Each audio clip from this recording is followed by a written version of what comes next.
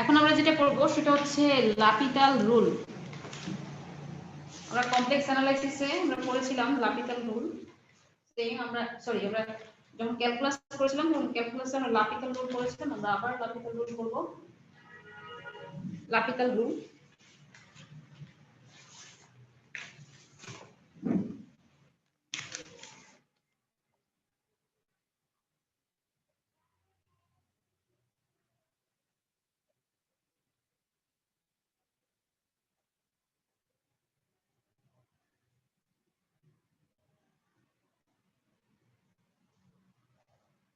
লাপিতাল rule এল, তারপর হচ্ছে হস্টপি এইচওএস পিআইটিএল।